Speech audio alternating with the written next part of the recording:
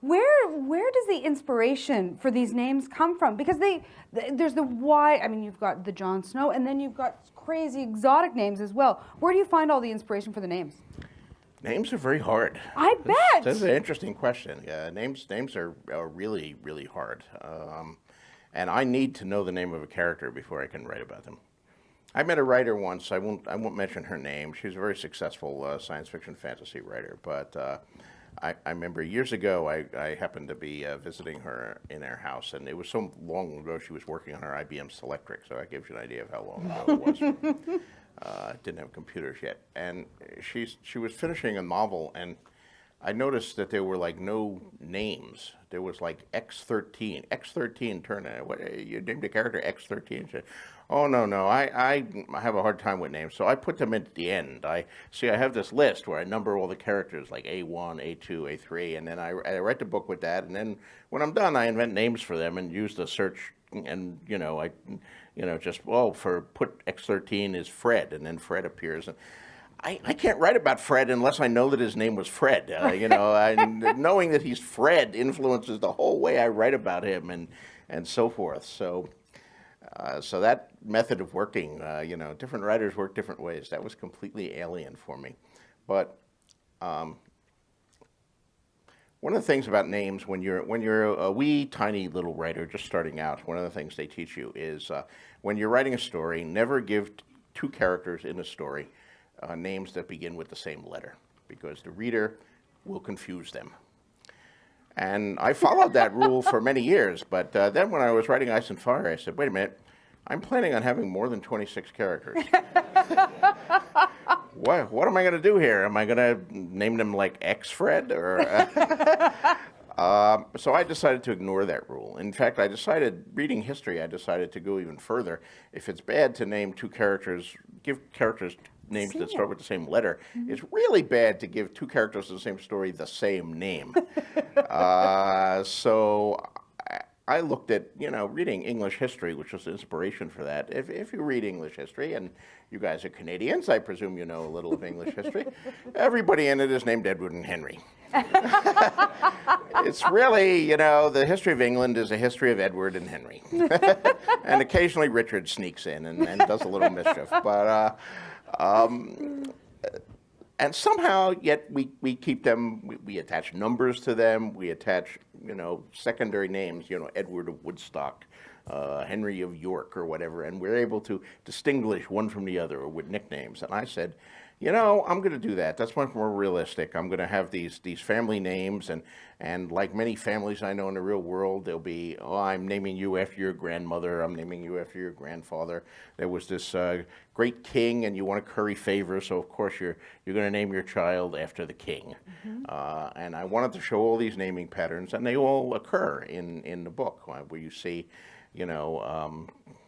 Robert comes to the throne, and a lot of children around the same time suddenly seem to have the name Robert in numerous families. But you also see families like the Starks, who keep having a Brandon every generation, every other generation. There's a Brandon of some sort, going back to their ancestor Bran the Builder, and the Lannisters, who always have the Ty, Tywin, Tybalt, Tyrion, so forth.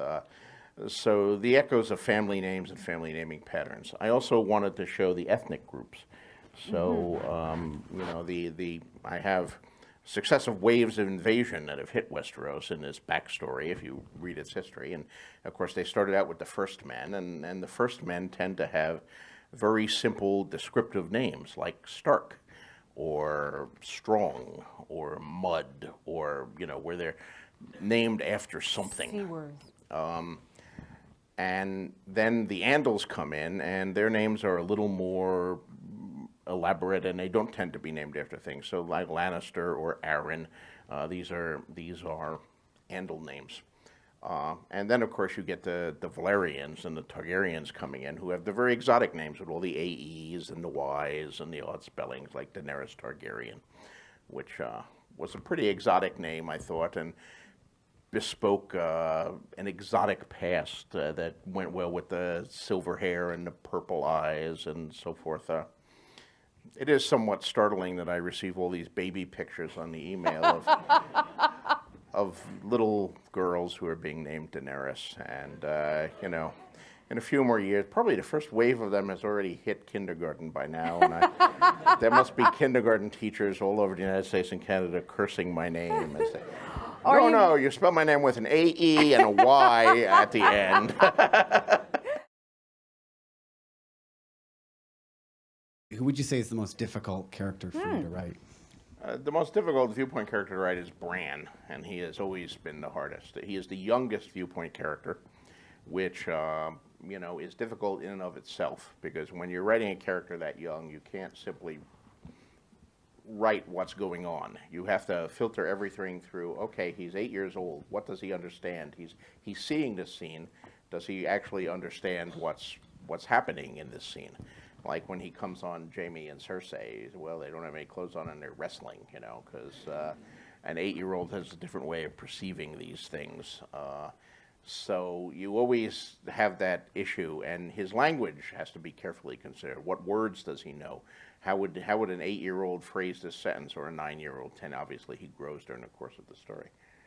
Then later, of course, Bran has his traumatic event, and now he's unable to use his legs. So of necessity, he becomes a passive character. He cannot get along anymore. He cannot, you know, climb a tower or run around the courtyard. So you're reliant on other characters to move him about or to allow him to move about. And that imposes a certain passivity on him that can be overcome, but it takes some thought to overcome it. And finally, he gets involved more than any other character in the magical side of the fantasy. And magic is something that has to be handled very, very carefully in fantasy, especially a low magic fantasy like mine. A low magic fantasy? Yes, there's compared to most fantasies, there's very little magic in Ice and Fire.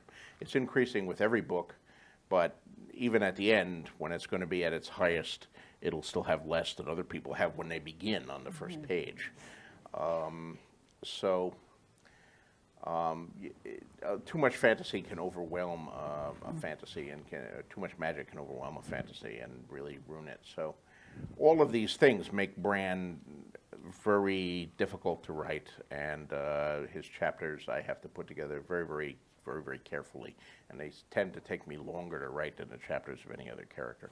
Which is not to say I don't love the character, and some of the stuff he's getting in is great. I really enjoyed writing some of his chapters in Dance with Dragons, in particular, the stuff when he gets far north and encounters the Green Seer and so forth in the cave. Yeah. Your books have a lot of characters that have a lot of potential, but they're only in books for a really short time. I'm thinking of characters like Weasel or the small brown girl Nettles. So I was wondering, when you write characters like these, do you have like a backstory in mind? Do you know what happens to them in the future, or are they only in your head for the brief time that they're actually in the books? I usually always have a backstory in mind for the most minor character.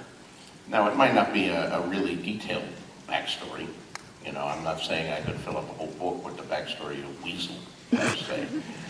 But I kind of know where she came from and how she got to where she was. I don't necessarily know what happened to her after she parts from our characters. That's another issue. If she comes back into the story, then I'll probably figure out what happened between then and now. You know, I mentioned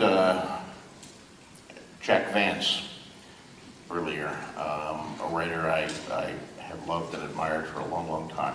I did a tribute anthology to him, Songs of the Dying Earth, with 40 other writers doing stories in the tradition of Jack Vance.